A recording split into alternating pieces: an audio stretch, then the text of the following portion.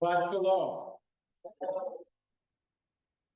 So Isaac and Rebekah have been childless for many years. They pray for offspring. Their prayers are answered. She becomes pregnant with twins and then gives birth. And you might think that under the circumstances, they would have been grateful for both sons, right? In fact, it reminds me, I think this is a joke that I've actually never told you. Here, I think you told it, okay.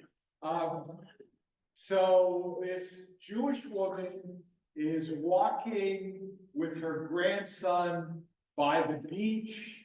It's actually a good weekend to tell it, because probably she lives in Florida and the rest of the family has come down for Thanksgiving.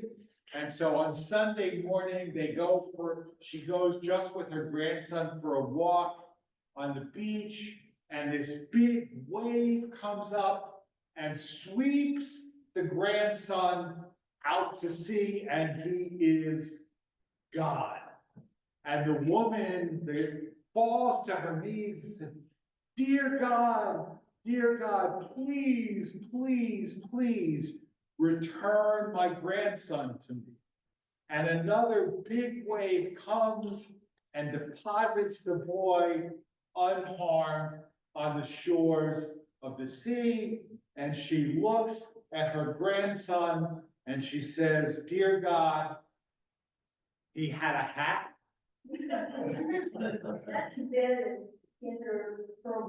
Okay, I guarantee you it wasn't original with him either, okay? But you would think, right, they'd be happy, right? But no, right? They divide their loyalties and they divide their love, right? Isaac prefers Esau. Why? Yeah, because he's a tough guy. He's a master, he's a hunter, right? Rebekah likes Jacob. Why? Because the Parashat tells us he's an Ishtam Yoshev Ohavi. He's an indoor Jew, right? And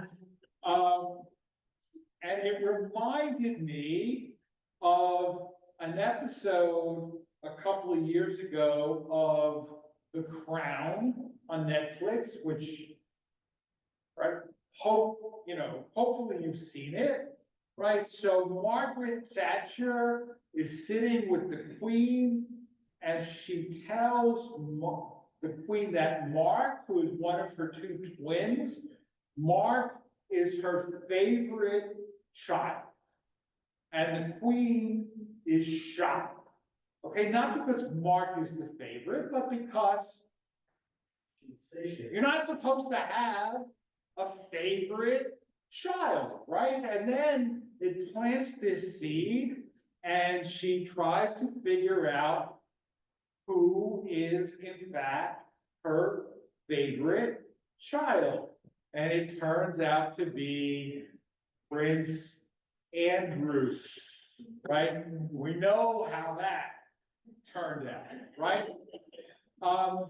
But as Rabbi Jonathan Sachs writes, so the rest of the Parsha is one long tale of the deceit, trickery, and misery that follows from Isaac and Rebekah's unequal application of love.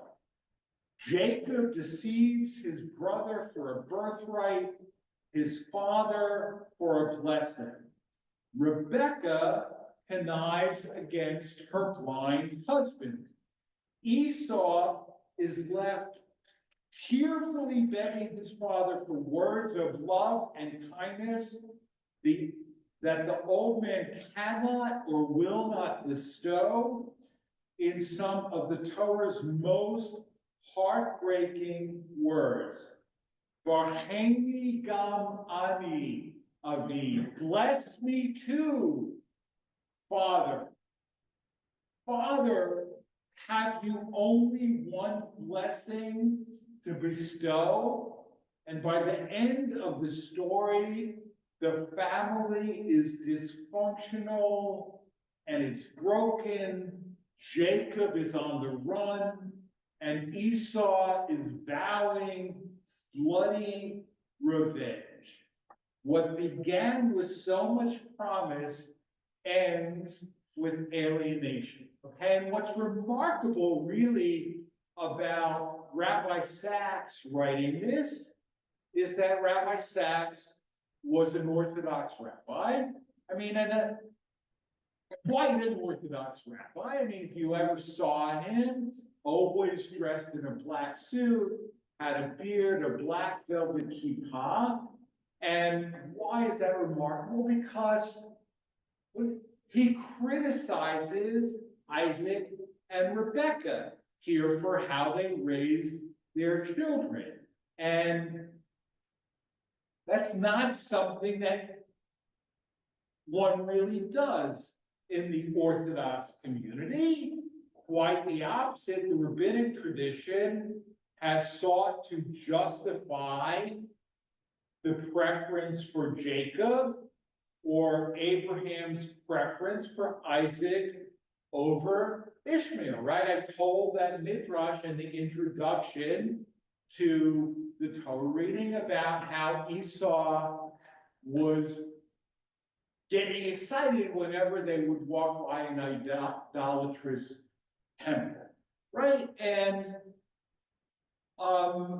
there's a lot in the midrashic rabbinic tradition that tries to justify why it was correct and proper for Isaac to be the favored son of Abraham, or for Jacob to be the favored son of Isaac.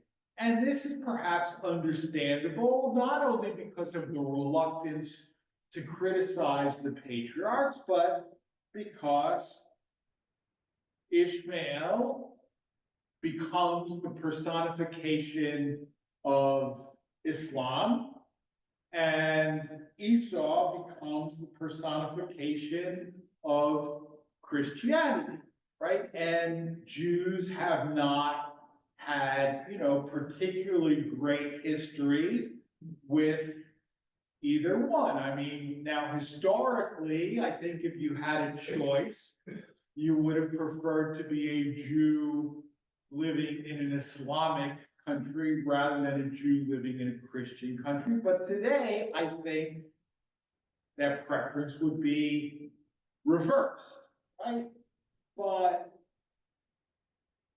I wonder if the tradition hasn't actually gone against the intention of the Torah, right? It's the parents who seem to believe that you have to prefer one son over the other, but the children themselves reconcile. Isaac and Ishmael come together to bury Abraham, and as we'll see next week, Jacob and Esau reconcile as well. And there's another tale of parental preference that ends not so well when Jacob, I mean, you would think, right? 4 generations, maybe somebody could learn something, right? But Jacob prefers Joseph over all his other children, right? But even Joseph and the brothers also reconcile. So it seems to me that the text is not, in fact, saying that there should be a preferred child, right? It's the parents who do it, right? Often, to a mess. And I was saying to I have this, weekly Zoom Havruta study with, an Israeli, female conservative rabbi, but she lived in the States for a couple of years going to grad school. And I said, you're familiar with like this therapeutic culture of American society. And I was thinking once of starting a support group for adult children of parents. Adult, not right, adult children of parents, right? Because, right, a lot of you are shaking your head, right? It does, right? Like all of us, God forbid, but all of us have been messed up by our parents in some way, right?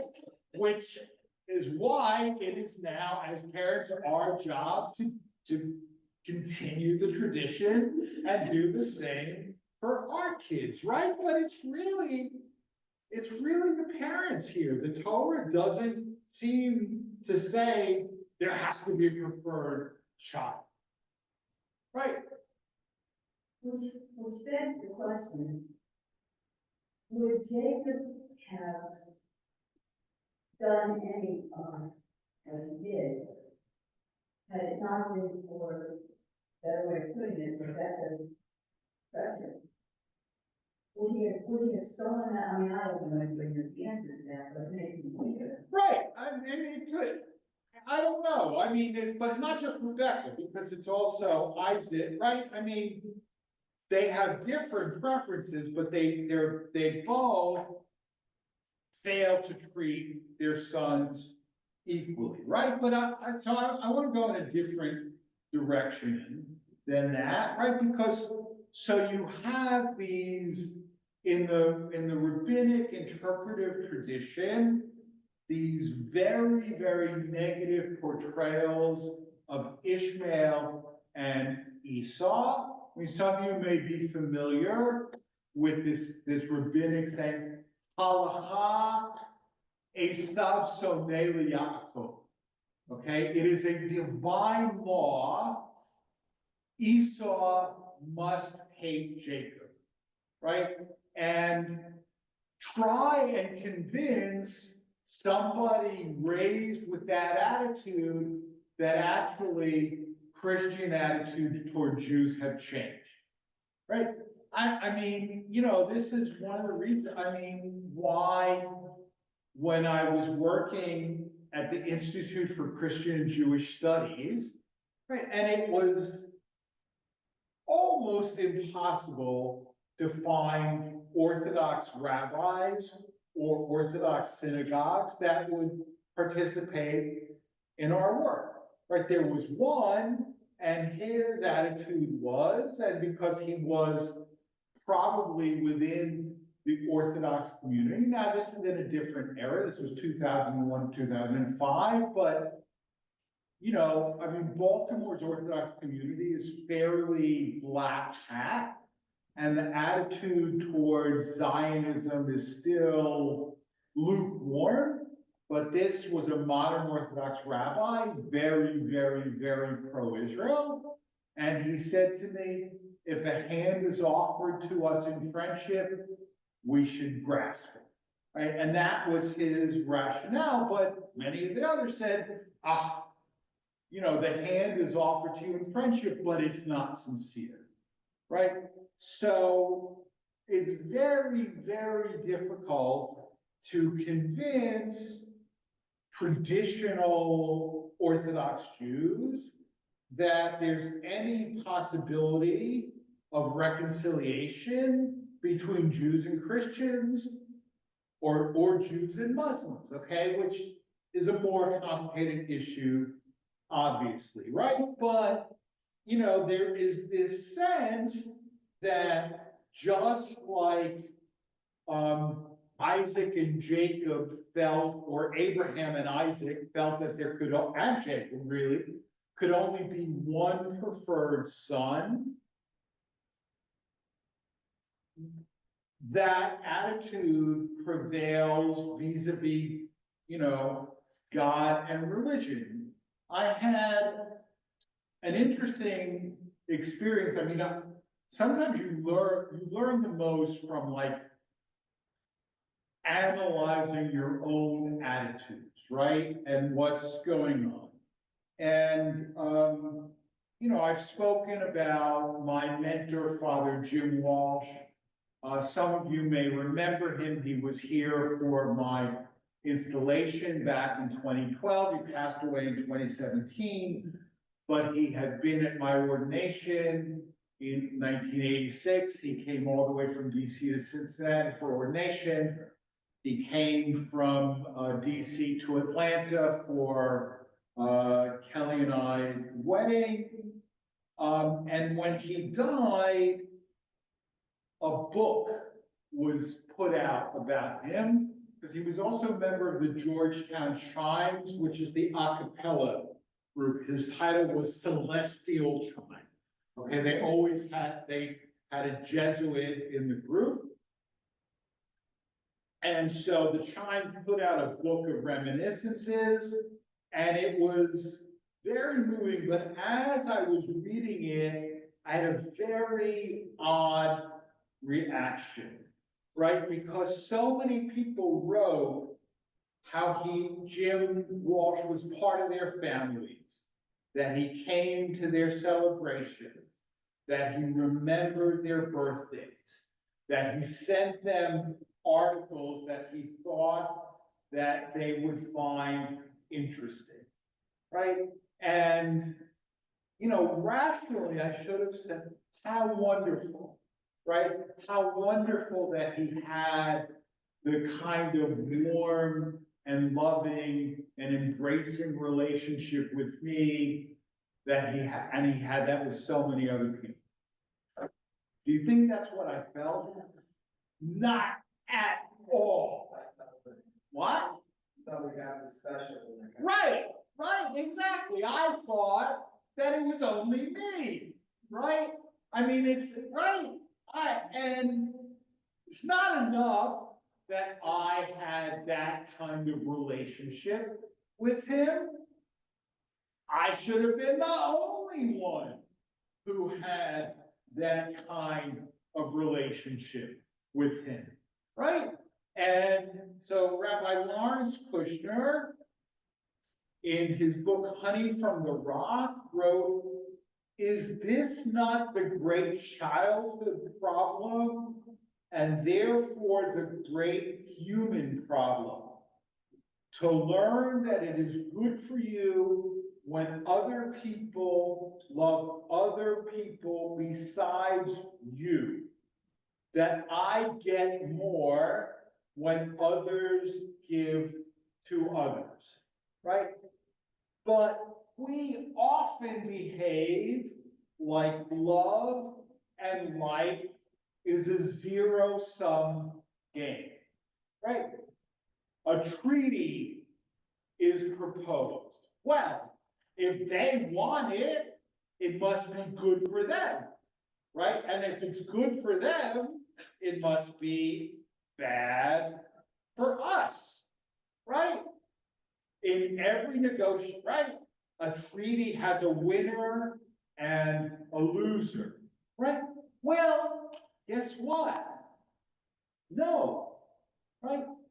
Adam Smith wrote The Wealth of Nations in the late 1700s, right?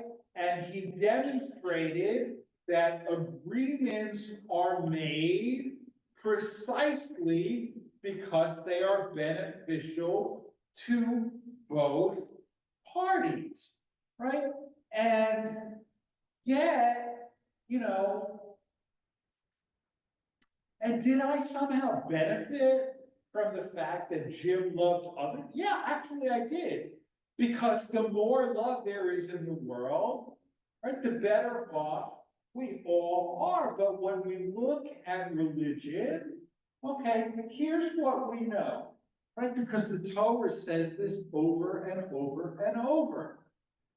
God loves the Jews. Great. That enough? No. Right? God should love only the Jews, right? And if God loves Christians and Muslims and Hindus and Buddhists, and God forbid, maybe even agnostic and atheists,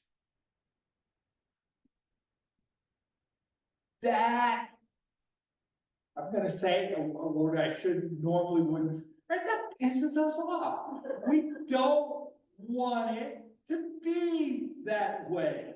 It's not enough that God loves us. God should love only us, right? But love is not a rationed commodity, right? Tonight, we start the month of Kislev, right? The month of Hanukkah. Love is like light. It can be shared and spread without diminishing the original, right? The more love, the more light, the better off that we all are. And while I am a great devotee and a great respecter of the rabbinic tradition, I mean, we wouldn't be here without it, but nevertheless, sometimes the tradition is actually wrong, and sometimes the tradition corrects the Bible. Here, I believe the tradition actually miscorrects the Bible, and it's not necessary for there to be favorites, right? Parents can love all their children. God can love all of God's children. Shabbat shalom.